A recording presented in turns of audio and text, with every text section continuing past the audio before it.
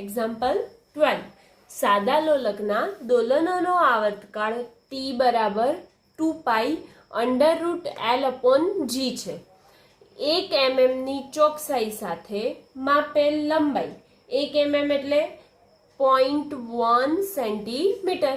1 mm ની ચોકસાઈ સાથે માપેલ લંબાઈ L બરાબર 20 સેન્ટીમીટર અને 1 સેકન્ડ વિભેદનવાળી કાંડા ઘડિયાળથી 100 દોલનો માટે માપેલ સમય 90 સેકન્ડ જેટલો મળે છે.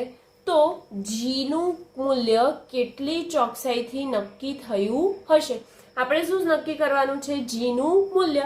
પણ કેટલી ચોકસાઈથી નક્કી થયું તો એ તો માપવા માટે આપણને શું જોઈશે? એની પ્રતિશત ત્રુટિ. તો સૌથી પહેલા લોલકના દોલનનો આવર્તકાળ માટેનું સૂત્ર કેટલું આપ્યું છે? લોલકના દોલનના આવર્તકાળ t બરાબર કેવી રીતે લખીએ? 2 √L/g. આપણે શેના માટે શોધવાનું છે? g માટે. એટલે કે અહીંથી અંડરરૂટ કાઢીને વર્ગમૂળ હટાવવા માટે બંને બાજુ શું કરવું પડશે? વર્ગ કરવું પડશે. પણ તે પહેલા આપણને શું આપેલું છે તે લઈ લઈએ.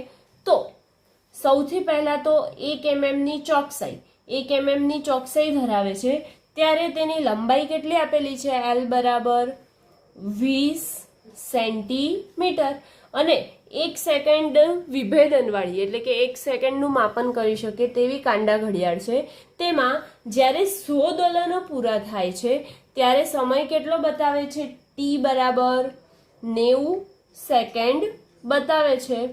તો તેના માટે આપણે શું શોધવાનું છે? જીનું મૂલ્ય કેટલી ચોકસાઈથી નક્કી થયું હશે? તો સૌથી પહેલા આને વર્ગમૂળ હટાઈને બંને બાજુ શું કરવું પડશે? વર્ગ કરવો પડશે. બંને બાજુ વર્ગ કરતા t નો વર્ગ બરાબર 2 નો વર્ગ એટલે કેટલો થઈ જાય? 4π² L √L/g એટલે કે વર્ગમૂળમાં L/g છે તો એનું વર્ગ કાઢીએ તો કેટલો થઈ જશે? વર્ગમૂળ કેન્સલ તો L ના છેદમાં g બચ્યું. તેથી g બરાબર શું આવી ગયું? g આ બાજુ જતા રહ્યા, t ક્યાં બાજુ આવી ગયા? નીચે. તેથી g બરાબર 4π² L/ શું બચ્યું? t². હવે આપણે આ બધું જે છે તેમાં કોન્સ્ટન્ટ શું છે? અચળ શું છે? 4π² એ શું છે? અચળ છે. એની ફિક્સ વેલ્યુ આવશે. તેથી આપણે સાપેક્ષ ત્રુટિમાં તેને શું કરી દઈશું? કાઢી દઈશું. પ્રતિશત ત્રુટિ કેવી રીતે નીકળશે? સાપેક્ષ ત્રુટિની મદદથી નીકળશે ને. તો સાપેક્ષ ત્રુટિની મદદથી પ્રતિશત ત્રુટિ નીકળશે ΔG/g એટલે કે ગુરુત્વ પ્રવેગની જે સાપેક્ષ ત્રુટિ છે ΔG ના છેદમાં g પણ શેમાં લેવી પડશે?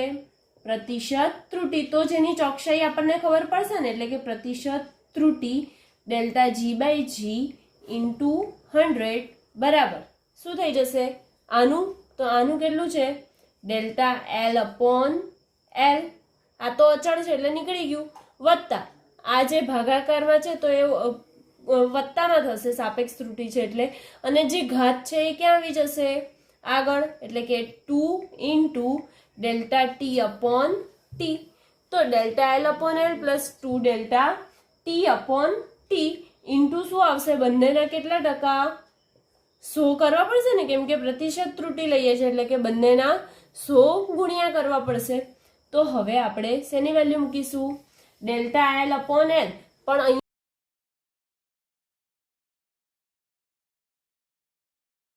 L બરાબર 1 mm. તો હવે 1 mm ને મારે શું અહીંયા બંને એકમ સરખા કરવા પડશે ને. તો mm ને હું શેમાં ફેરવું? સેન્ટીમીટરમાં. તો 1 mm બરાબર કેટલા સેન્ટીમીટર? તો 1 mm બરાબર 0.1 સેન્ટીમીટર. તેવી જ રીતે t જે આપેલું છે પણ અહીંયા ΔT પણ જોઈએ છે આપણને. આપેલું છે આપણને. તો કેટલી સેકન્ડ લીધી છે વિભેદન વાળી ઘડિયાળ? 1 સેકન્ડ વાળી લીધી છે ને. 1 સેકન્ડ વિભેદન એટલે ડેલ્ટા એલ કેટલું આવી ગયું 0.1 એલ કેટલું છે 20 ઇન્ટુ આ 100 ને અંદર ગુણી લઈએ એટલે બંને બાજુ 100 ગુણાઈ જશે વત્તા શું થઈ ગયું 2 ઇન્ટુ ડેલ્ટા ટી એટલે કે 1/t 90 એટલે કે 90 ઇન્ટુ 100 બરાબર. હવે આમાંથી કટ આ પણ કટ. હવે શું આવશે આન્સર તો આનું કેલ્ક્યુલેશન પ્લસ 2 ઇન્ટુ 1/9 ઇન્ટુ 10 છે તો એની કેલ્ક્યુલેશન કરીએ તો કેટલું આવશે 2.2. હવે 0.5 પ્લસ 2.2 તો કેટલા થઈ ગયા 2.7. પણ આ બંને જે છે એ શેમાં આવશે અહીંયા 100 નીકાળી દઈએ તો ડેલ્ટા G/G શેમાં આવશે આપણા ટકામાં આવશે. પ્રતિશત ત્રુટિ લીધી એટલે કે એ શેમાં આવશે ટકામાં એટલે કે અહીં ટકાનું નિશાની. હવે આને રાઉન્ડ ઓફ કરીએ તો રાઉન્ડ ઓફ કરીએ તો શું થઈ જાય અહીંયા 7 છે તો 7 અને દશાંશ ચિહ્ન છે એની આગળ 2 છે તો 7 એ 5 કરતાં મોટી સંખ્યા છે તો 5 કરતાં મોટી સંખ્યા છે તો એનો એક નંબર વધી જાય તો 2 થી 1 આગળ વધે એટલે કેટલું થઈ જાય આપણો જવાબ કેટલો આવે 3% આવે. એટલે કે ડેલ્ટા G/G ગુણ્યા 100 એટલે કે G નું મૂલ્ય કેટલી ચોકસાઈથી નક્કી થયું હશે તો 3% જેટલી ચોકસાઈથી G નું મૂલ્ય નક્કી થયું હશે. એટલે કે જે આપણે આવર્તકાળ લીધો તો આવર્તકાળમાં સૂત્રમાં જે G નું મૂલ્ય નક્કી થયું એ કેટલાથી નક્કી થયું હશે તો ડેલ્ટા G/G ગુણ્યા 100 બરાબર 3% નક્કી થયું હશે. એક્ઝામ્પલ 2.13 કોઈ ઘનની બધી જ બાજુનું માપેલ મૂલ્ય 7.203 મીટર છે. યોગ્ય સાર્થક અંક સુધી ઘનનું કુલ પૃષ્ઠ ક્ષેત્રફળ તથા કદ શોધો. અહીંયા આપણને કોઈ ઘન આપી દીધો છે તે ઘનનું બાજુનું માપ આપી દીધું છે. કેટલું આપ્યું છે બાજુનું માપ બાજુનું મૂલ્ય. હવે બાજુને આપણે ધારો કે a થી દર્શાવી દઈએ બરાબર તો બાજુનું મૂલ્ય a બરાબર 7.203 મીટર. તો યોગ્ય સાર્થક અંક સુધી એટલે કે યોગ્ય સાર્થક અંક સુધી આપણે કુલ પૃષ્ઠ ક્ષેત્રફળ એટલે શું શોધવાનું છે પૃષ્ઠ ઘનનું પૃષ્ઠ ક્ષેત્રફળ શોધો અને શું બીજું ઘનનું કદ શોધો. ઘનનું કદ કેટલું બરાબર. હવે સૌથી પહેલા ઘનનું પૃષ્ઠનું ક્ષેત્રફળ એટલે કે કોઈ બી ક્યુબ છે કોઈ બી ઘન છે તેનું ક્ષેત્રફળ માટેનું સૂત્ર ઘનનું ક્ષેત્રફળ બરાબર શું થાય પૃષ્ઠ ક્ષેત્રફળનું સૂત્ર 6a² થાય. શું થાય ઘનનું પૃષ્ઠ ક્ષેત્રફળનું સૂત્ર શું થાય 6a² થાય. અહીં આપણને a એટલે શું છે બાજુનું માપ આપણને આપી દીધું છે 7.203 તેથી 6 ગુણ્યા શું થઈ જશે 7.203 નો વર્ગ બરાબર 6 ગુણ્યા 7.203 ગુણ્યા 7.203 થશે. તો હવે આનો શું કરવો પડશે આપણે ગુણાકાર મલ્ટીપ્લિકેશન કરીશું એટલે આપણો જવાબ શું આવે 311.299 થાય બરાબર ને. હવે આ 311.299 થાય આપણને અહીંયા બાજુના મૂલ્યમાં કેટલા સાર્થક અંક હતા બધા શૂન્યેતર છે તો 1 2 3 અને 4 સાર્થક અંક હતા એટલે અહીંયા પણ આપણે કેટલા દર્શાવવાની જરૂર પડી ગઈ 4 સાર્થક અંક દર્શાવવાની જરૂર પડી ગઈ. પણ અહીંયા આપણે બીજું રાઉન્ડ ઓફ પણ શીખી ગયા હતા તો રાઉન્ડ ઓફ જે શીખી ગયા હતા તો અહીંયા આ નંબર જે છે કેવો છે 5 કરતાં મોટો 5 કરતાં મોટો હોય તો આગળવાળી સંખ્યાનો એક આંક શું થઈ જાય વધી જાય. તો 311.3 અને ક્ષેત્રફળનો એકમ શું લખીએ આપણે હંમેશા? Metre square. અહીં મીટર આપ્યું છે એટલે મીટર સ્ક્વેર આવે. હવે શું બાકી રહ્યું? ઘનનું કદ. ઘનનું કદનું સૂત્ર શું છે? તો ઘનના કદનું સૂત્ર શું થાય? a cube. બાજુનો ઘન થાય. તો બાજુનો ઘન એટલે કે a નો ઘન. એ આપણને કેટલું છે? 7.203 નો ઘન. એટલે આ કેટલી વાર ગુણાયા હશે? 7.203 3 વાર ગુણાયા હશે. તો જવાબ કેટલો આવે? 373.7147. હવે આ જે કેલ્ક્યુલેશન કરી પણ આમાં પણ આપણને જો સાર્થક અંકો કેટલા જોઈશે? કેમ કે અહીંયા કહી દીધું છે કે યોગ્ય સાર્થક અંક સુધી ઘનનું પૃષ્ઠ ક્ષેત્રફળ અને કદ શોધો. તો યોગ્ય સાર્થક અંક એટલે અહીંયા પણ કેટલા સાર્થક અંક લેવા પડશે? આનામાં લીધા તેવી રીતે આમાં પણ 4 સાર્થક અંક લેવા પડશે. તેથી 373.7 અને એકમ શું આવશે? કદનો એકમ શું હોય? Metre cube. કેમ કે આ બાજુ છે, બાજુનો એકમ મીટર હોય તો મીટર મીટર ને મીટર 3 વાર મીટર મીટર મીટર ગુણાય એટલે શું થઈ જાય? મીટર ક્યુબ થાય ને, એટલે મીટર ક્યુબ આવે. બરાબર. એટલે કે ઘનનું ક્ષેત્રફળ, ઘનનું પૃષ્ઠનું ક્ષેત્રફળ ને ઘનનું કદ અહીંયા આપણે શોધી.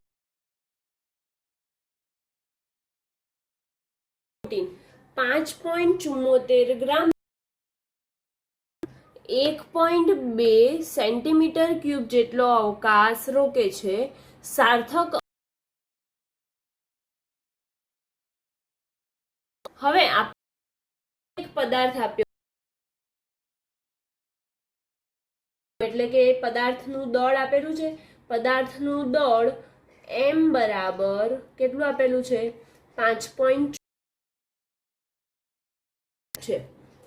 હવે એ પદાર્થ કેટલો અવકાશ રોકે છે? 1.2 સેન્ટીમીટર ક્યુબ. 1.2 સેન્ટીમીટર ક્યુબ એટલે કે આ પદાર્થનું આના આગળના દાખલામાં શું આપી દીધું છે? એનું છે. તો કદ કેટલું છે? પદાર્થનું v વડે દર્શાવીએ તો કદ v બરાબર 1.2 સેન્ટીમીટર ક્યુબ. તો પદાર્થની સાર્થક અંકોને ધ્યાનમાં રાખીને તો ઘનતા શોધવાની છે. ઘનતાને શેનાથી દર્શાવીએ? શું વંચાય? રો. ઘનતા રો બરાબર કેટલા? હવે સૌથી પહેલા આપણને એમ થશે કે ઘનતાનું સૂત્ર શું છે? તો ઘનતા આપણે ભણી ગયા. તો ઘનતા બરાબર રો બરાબર દળ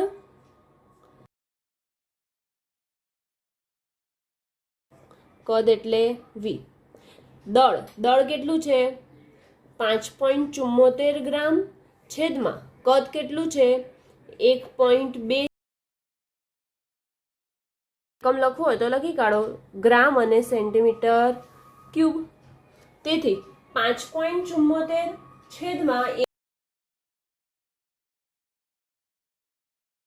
4.8 ગ્રામ પર સેન્ટીમીટર ક્યુબ. એટલે કે કોઈ જે પદાર્થ આપેલો છે તેની ઘનતા કેટલી આવી? રો બરાબર 4.8 ક્યુબ. યોગ્ય સાર્થક અંકો એટલે કે અહીંયા કેટલા સાર્થક અંક છે? 2. અહીં કેટલા છે? 3 છે. પણ આપણે એનું ભાગાકાર કરીશું એટલે કે 4.8 એટલે 2 સાર્થક અંકો આવે છે. એટલે યોગ્ય સાર્થક અંક પણ અહીંયા છે. એક્ઝામ્પલ 2.15. આપેલ સમીકરણ પારિમાણિક દ્રષ્ટિએ સાચું છે કે નહીં તે ચકાસો.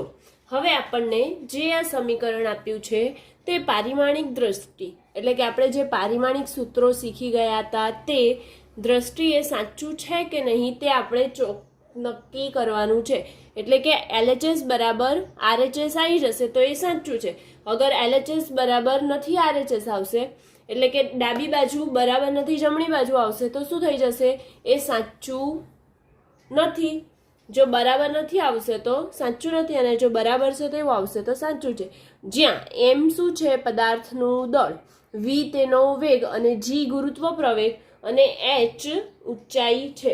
તો અહીંયા આપણે સૌથી પહેલા શું લખી દઈએ? એનું સમીકરણ. સમીકરણ શું આપેલું છે?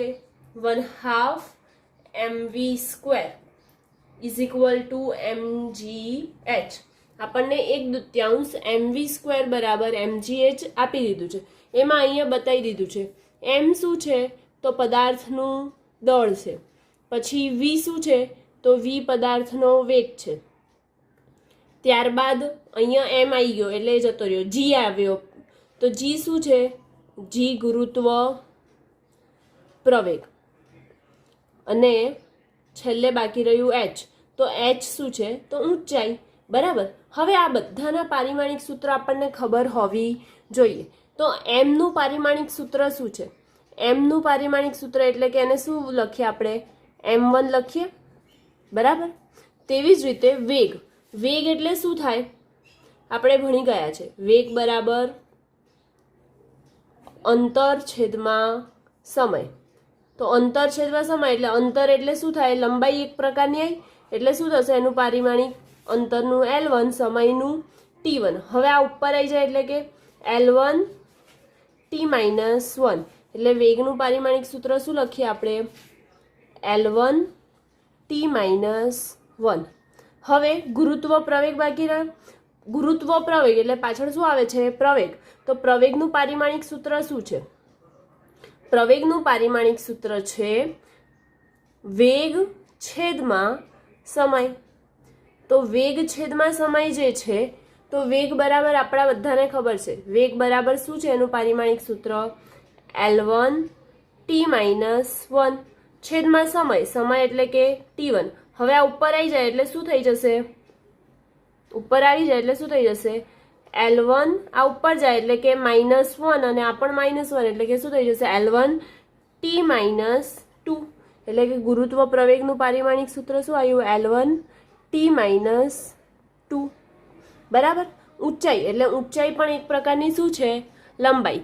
ઊંચાઈ પણ એક પ્રકારની લંબાઈ છે એટલે એનું પારિમાણિક સૂત્ર શું થઈ જાય? L1. બરાબર. આપણે અહીંયા બધાના પારિમાણિક સૂત્ર લખી કાઢ્યા. હવે પહેલા સૌથી પહેલા કઈ બાજુ લઈએ આપણે? ડાબી બાજુ લઈ લઈએ. તો ડાબી બાજુ એટલે કે લેફ્ટ હેન્ડ સાઈડ. LHS બરાબર 1/2 mv². શું છે? LHS પર શું આપ્યું? 1/2 mv². તો 1/2 એટલે કે કોઈ પણ નંબર હોય એ શું હોય? અચળ હોય. તો આ અચળ છે એટલે કે એનું પારિમાણિક સૂત્ર નહીં આવે. એટલે બચ્યું શું આપણી પાસે? ખાલી mv². mv² નું પારિમાણિક સૂત્ર. તો m નું પારિમાણિક સૂત્ર શું થાય? m એટલે દળ. દળનું પારિમાણિક સૂત્ર આપણે લખ્યું. શું આવે? m1. એવી જ રીતે v². તો v² એટલે કે v.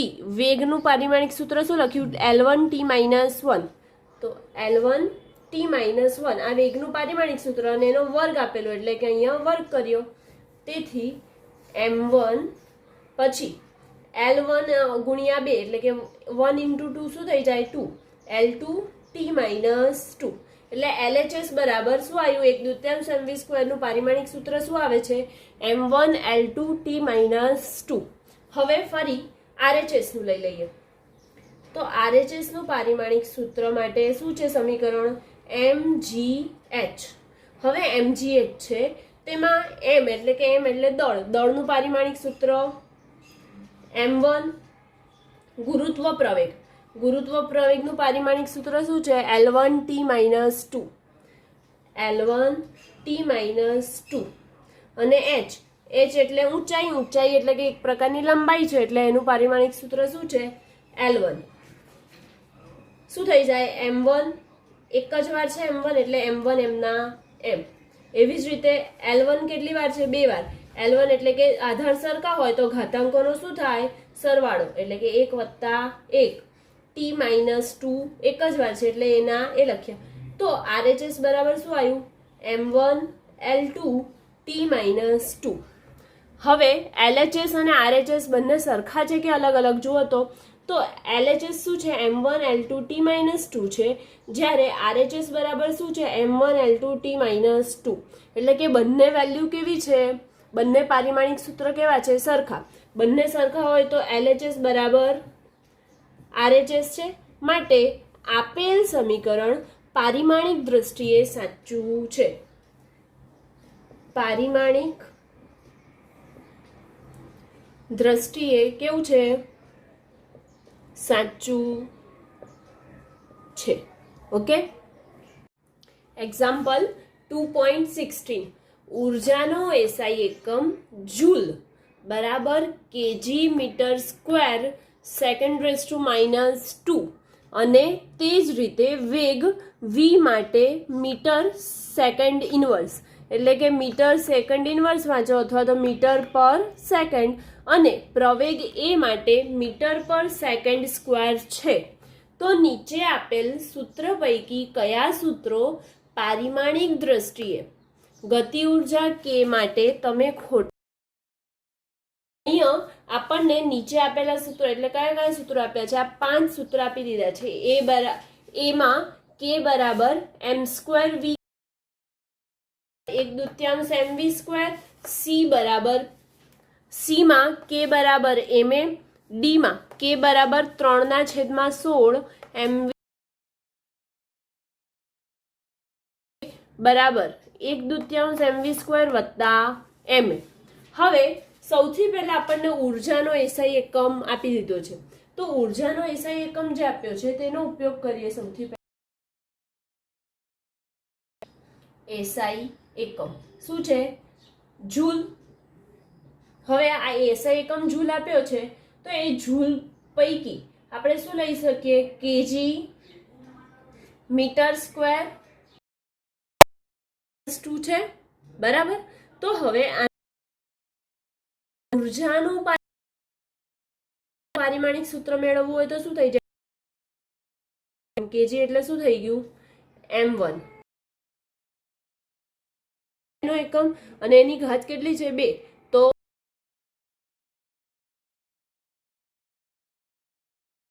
સમયનો, તો સમય છે એટલે શું થઈ જશે, એટલે કે આપણો ઉર્જાનો એટલે કે ગતિ ઉર્જાનું શું આવી ગયું, ગતિ ઉર્જા નું પારિમાણિક સૂત્ર જે શોધવાનું હતું તે કેટલું આવી ગયું, k બરાબર m1L2T - 2 આવી ગયું. k શોધવાનો છે તે k કેટલો આવી ગયો, m1L2T - 2. હવે આપણને તે મુજબ વેગ આપી દીધો છે, તો વેગનો SI એકમ શું છે, મીટર પર સેકન્ડ છે, બરાબર, અથવા તો મીટર સેકન્ડ ઇનવર્સ, બેમાંથી કોઈ પણ લખો ચાલે. તો મીટર એટલે કોનો એકમ થયો, લંબાઈનો, એટલે શું લખીશું L1. સેકન્ડ સમયનો એટલે કે T - 1. તેવી જ રીતે પ્રવેગ આપી દીધો, તો પ્રવેગ બરાબર શું થઈ જશે, એ બરાબર મીટર સેકન્ડ (2) એટલે કે હવે થશે મીટર એટલે કે L1, સેકન્ડ (2) એટલે કે T (-2).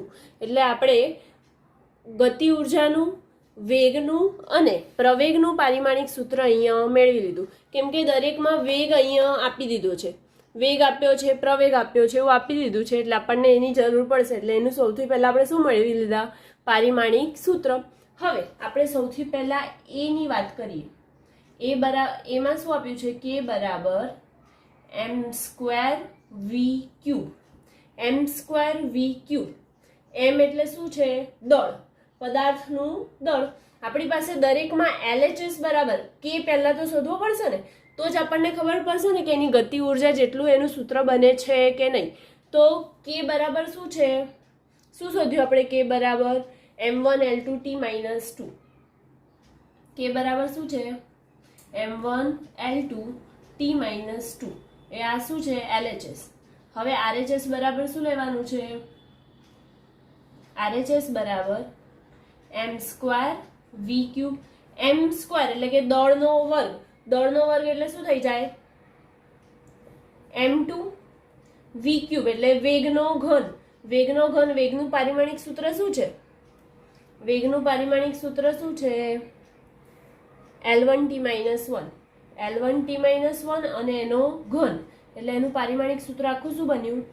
M2 3 ગુણ્યા 1 એટલે L3t-3. શું LHS બરાબર RHS છે?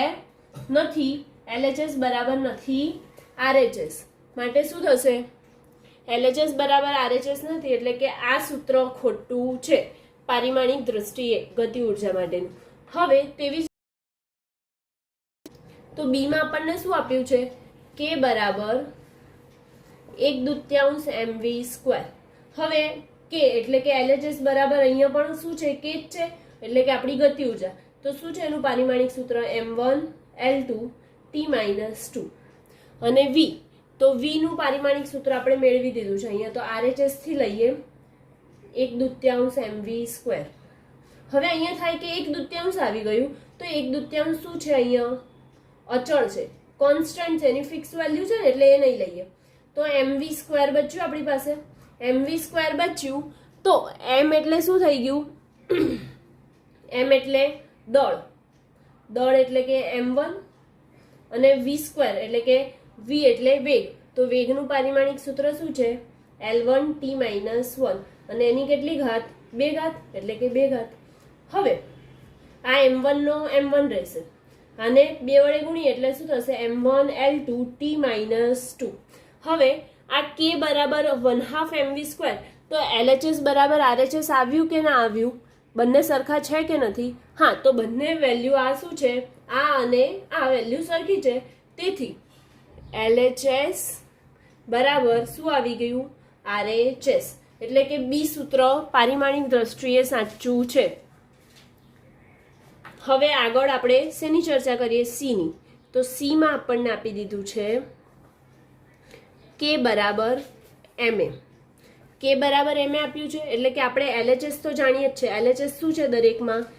m1L2t-2 એટલે કે જે ગતિ ઉર્જા આપી છે તે.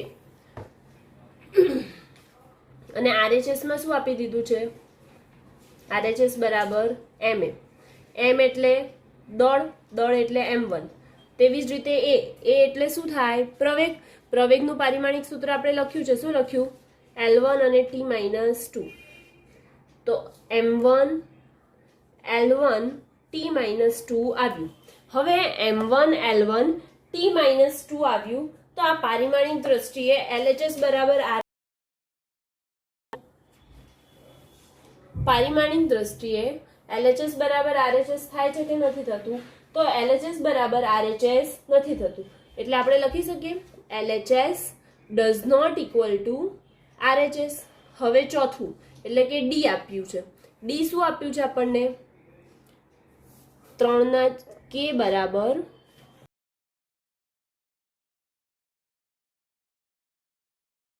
સ્ક્વેર.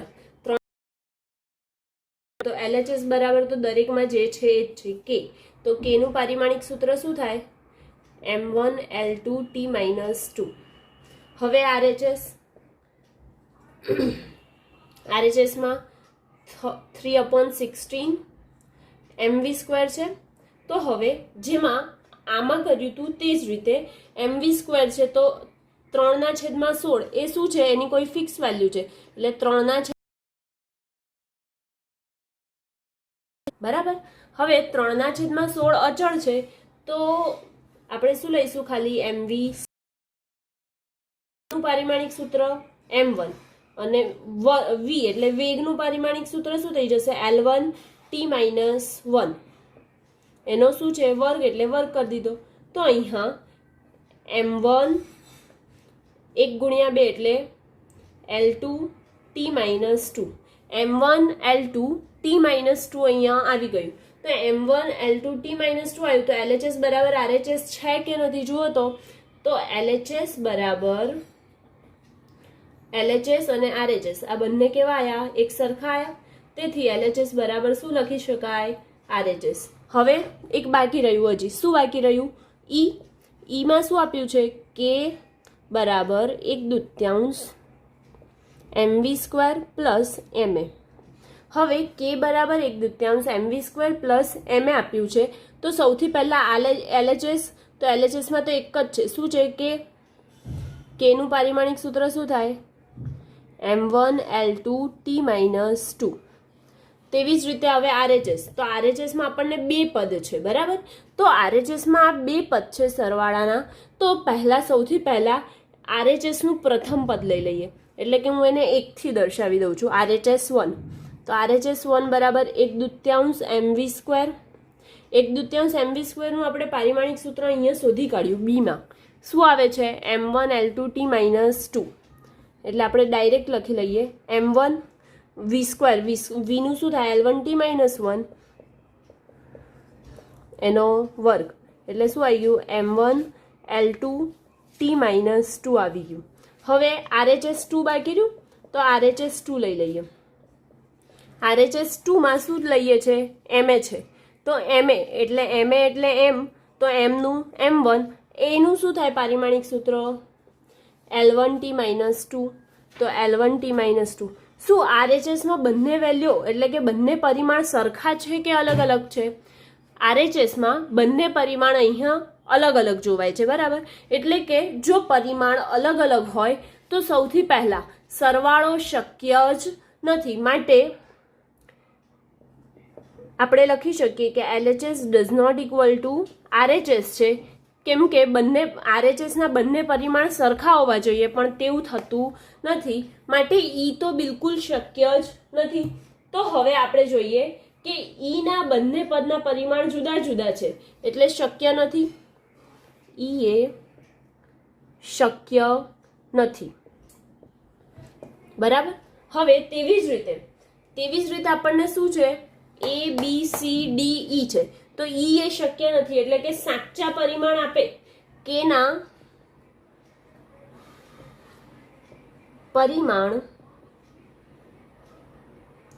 માટે કોણ ડઝ નોટ ઇક્વલ ટુ આવે છે, LHS એક તો ડઝ નોટ ઇક્વલ ટુ આવે છે, તેવી જ રીતે એમાં, સીમાં અને ઈમાં કેના પરિમાણ માટે A, C અને ઈ સમીકરણ શક્ય નથી. કોણ શક્ય છે, જે બરાબર આવ્યા, LHS બરાબર RHS આવ્યા તે શક્ય છે. તો કોણ શક્ય છે, કેના પરિમાણ માટે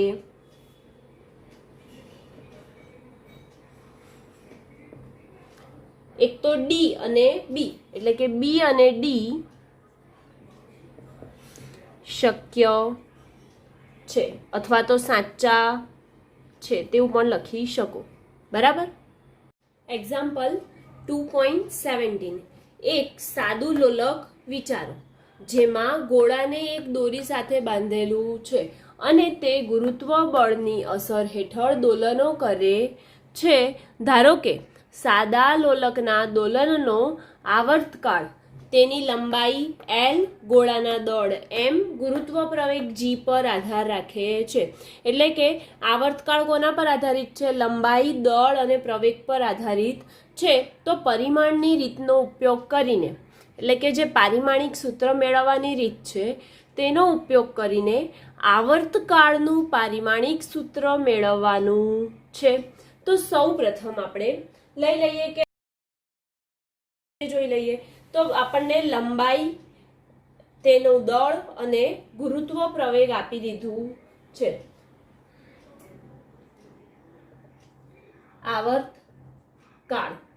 આવર્તકાળને શેનાથી દર્શાવીએ આપણે, T. તો T નો આધાર શેના પર છે,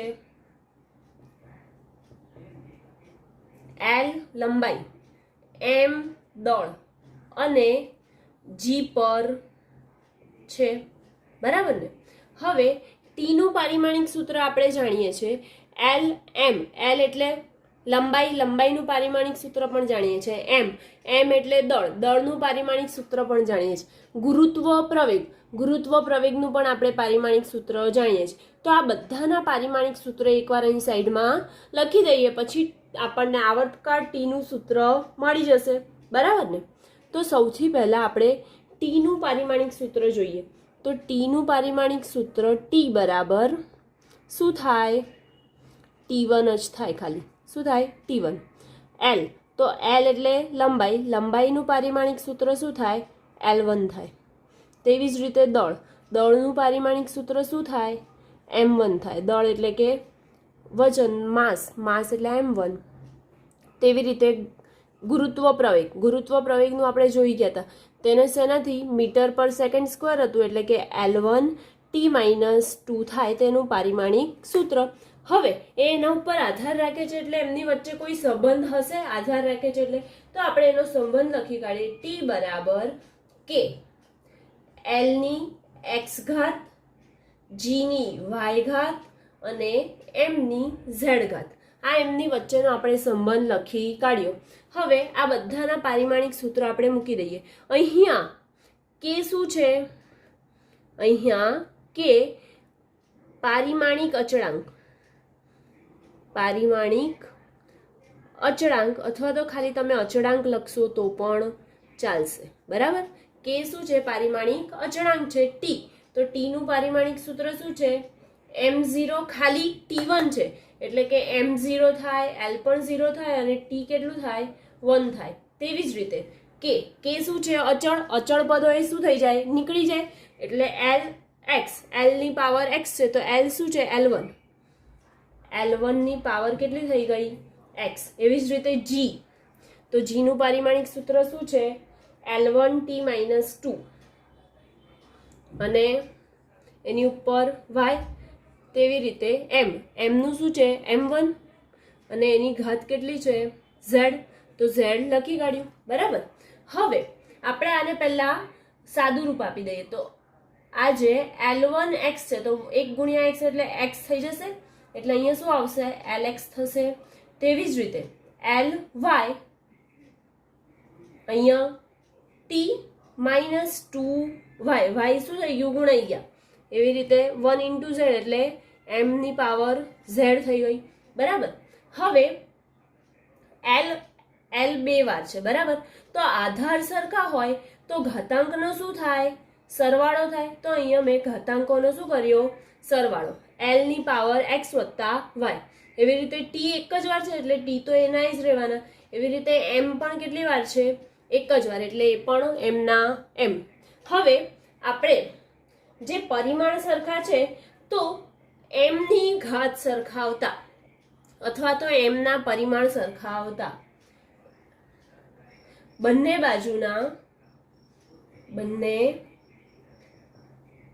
બાજુથી m ના પરિમાણ એટલે કે શું ઘાત સરખાવતા.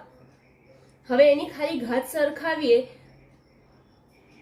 એની ઘાત સરખાવીએ તો શું થઈ જાય m ની અહીંયા z ઘાત છે અને અહીં સામે કેટલી ઘાત છે m ની 0 ઘાત છે એટલે કે z બરાબર શું લખાશે z બરાબર 0. તેવી જ રીતે L ની ઘાત સરખાવતા,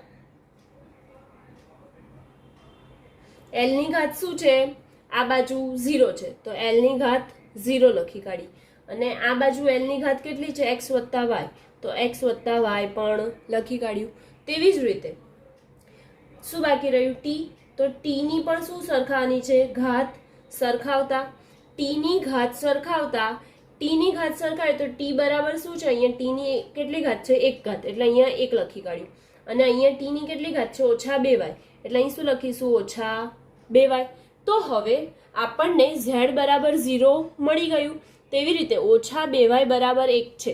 બરાબર ને, તો અહીંયા લખીએ આપણે કે -2y બરાબર 1.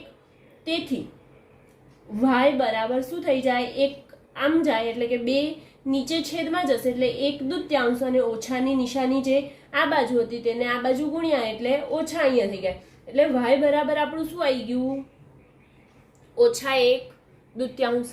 y બરાબર -1/2 આવ્યું. તેવી જ રીતે હવે આ y ની કિંમત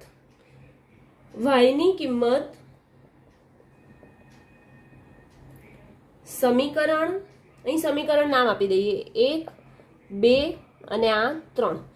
y ની કિંમત સમીકરણ 2 માં મૂકતા તો હવે જોઈએ આપણે y ની કિંમત, y બરાબર શું આવ્યું -1/2 આવ્યું, તે કિંમત આપણે સમીકરણ 2 માં મૂકીએ તો શું થાય છે તો સમીકરણ 2 શું છે?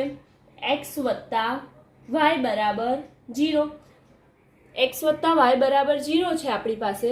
તો હવે આને સમીકરણમાં મૂકીએ y બરાબર, તો x ઓછા વત્તા પહેલા લખીએ x વત્તા ઓછા 1/2 y ની કિંમત બરાબર શું થાય? 0 થાય. હવે ઓછા વત્તા ઓછા, તો x ઓછા 1/2 બરાબર 0. x ઓછા 1/2 બરાબર આપણા 0 આવી ગયા. હવે આ બરાબરની આમ બાજુ આપણે શું શોધવાનું છે? x શોધવાનું છે. તો આને બરાબરની સામે લઈ જઈશું તો શું થઈ જશે? તેથી x બરાબર આ બાજુ જતા રહે એટલે x બરાબર 1/2 મળી ગયા. અને z તો ડાયરેક્ટ જ આપણને મળેલો છે. કેટલો છે? z બરાબર 0. હવે આપણે જે આ સમીકરણ હતું આવર્તકાળનું, બરાબર, આવર્તકાળનું જે સમીકરણ હતું તેમાં આ બધી કિંમત મૂકી દઈએ. કોની? x, y અને z ની કિંમત મૂકતા. હવે આ બધાની કિંમત આપણે મૂકીએ તો જોઈએ શું થાય છે. t બરાબર k, l ની કેટલી ઘાત છે? x ઘાત. તો x કેટલો આવ્યો? 1/2 આવ્યો, તો 1/2 મૂક્યું. પછી g ની y ઘાત એટલે કે g અને y ઘાત એટલે કે ઓછા 1/2 છે, તો ઓછા 1/2 મૂક્યું. તેવી જ રીતે m ની z ઘાત છે, તો m ની કેટલી ઘાત મૂકીશું? z બરાબર શું છે? 0, તો m 0 મૂકી દીધા. બરાબર. હવે આ m બરાબર આપણે જે 0 મૂકી દીધા, પછી અહીંયા તેથી t બરાબર m ની 0 ઘાત. કોઈની પણ 0 ઘાત હોય એટલે શું થઈ જાય? 1 થઈ જાય. તેથી t બરાબર k l/1/2, g ની ઓછા 1/2 ઘાત અને m ની 0 એટલે કે 1 લખાય ને, ગુણ્યા 1 લખી શકીએ. તેથી t બરાબર k, આ 1 થઈ ગયો એટલે કે l ની 1/2 અને g ની ઓછા 1/2 છે. ઓછા 1/2 છે તો એ ક્યાં જતું? છેદમાં જતું રહે. તેથી આપણે આવી રીતે લખી શકીએ આને l ના છેદમાં g. 1/2 એટલે કે શું? શેમાં દર્શાવે છે? વર્ગમૂળમાં. તેથી વર્ગમૂળમાં આપણે લખી શકીએ t બરાબર k વર્ગમૂળ l ના છેદમાં g. પણ આપણે તો આવર્તકાળનું સૂત્ર છે, તો આવર્તકાળનું સૂત્ર મેળવવાનું છે. તો આપણે અહીંયા k બરાબર 2π ધારી લઈએ. અચળ છે એટલે કંઈ પણ ધરાય ને, એટલે કે k બરાબર 2π મૂકતા. તો અહીંયા k ની જગ્યાએ આપણે શું મૂકીશું? 2π. તેથી t બરાબર શું થઈ જશે? k ના છેદમાં k ની જગ્યાએ 2π √l છેદમાં g થઈ જાય. બરાબર. એટલે કે આવર્તકાળનું જે સૂત્ર આપણને પૂછ્યું હતું તે શું આવ્યું? t બરાબર 2π √l/g. બરાબર. હા, આવર્તકાળનું સૂત્ર થઈ ગયું. એકવાર હજી નજર ફેરવી લઈએ કે આપણને આવર્તકાળ પર આધારિત જે રાશિ હતી તે આપી દીધી હતી. કોણ કોણ હતી? લંબાઈ, દળ અને ગુરુત્વ પ્રવેગ આધારિત હતા. તે બધાને આપણે શું શોધી લીધા? સૂત્ર કાઢી લીધા. હવે એ બધાના પારિમાણિક સૂત્ર કાઢી લીધા એટલે કે આ બધાનું શું બતાવી દીધો મેં કે એકબીજા પર આધારિત છે. તો t બરાબર કે l/x, g/y, m/z બતાવી દીધું. તેવી જ રીતે આ t જે છે, t ને આપણે શું આવર્તકાળ છે, આવર્તકાળ એટલે કે એક સમય. તો m0, l0 અને t1 અહીંથી લખ્યું. બરાબર. k શું છે? પારિમાણિક અચળાંક એટલે અચળાંક નીકળી ગયો. l1 અને આ x છે એટલે x. તેવી જ રીતે g, તો g શું છે? l1t - 2, l1t - 2y, m1 mz, તો m1 અને અહીંયા z. તેથી આ બધાનું કિંમત મૂકી અને ગુણાકાર કરીએ એટલે શું આવ્યું? m0 l0 t1 બરાબર l x + y t ઓછા 2y અને mz. હવે આ બધાની ઘાત શું કરી? સરખાવી દીધી. જેવી રીતે m ની m જોડે સરખાવી, l ની જોડે સરખાવી અને t ની t જોડે ઘાત સરખાવી દીધી. આ ઘાત સરખાવી એટલે એને સમીકરણ 1, 2 અને 3 નામ આપી દીધા. હવે આપણી પાસે આ એક જ વેલ્યુ છે, એના ઉપરથી આપણે y ની કિંમત મેળવી શકીએ. તો y બરાબર આપણો શું આવી ગયું? -1/2. હવે આ -1/2 જે આવ્યું તે કિંમત આપણે સમીકરણ 2 માં મૂકી દીધી. તો સમીકરણ 2 માં મૂકી તો x ઓછા 1/2 બરાબર 0, તો x બરાબર કેટલું આવી ગયું 1/2, અને z બરાબર 0 તો હતા જ. હવે આ સમીકરણમાં x, y અને z ની કિંમત, આ જે ઉપરવાળું સમીકરણ હતું જે આવર્તકાળના સૂત્ર પર અલગ અલગ રાશિ આધાર રાખતી હતી, તે સૂત્રમાં આપણે xyz ની કિંમત મૂકી. તો xyz ની કિંમત મૂકી તો k l/1/2 g−1/2 અને m 0 આવ્યું. કોઈની પણ 0 ઘાત હોય તો શું થઈ જાય 1. તેથી t બરાબર k અંડરરૂટ એટલે કે વર્ગમૂળમાં l/g. હવે k તો આપણી પાસે અચળાંક હતો, તો k બરાબર આપણે શું મૂકી શકીએ કંઈ પણ, એટલે કે k બરાબર આપણે આવર્તકાળનું સૂત્ર બનાવવા માટે k બરાબર શું મૂકીએ છીએ 2π મૂકતા. તેથી t બરાબર 2π √lg જે આવર્તકાળનું સૂત્ર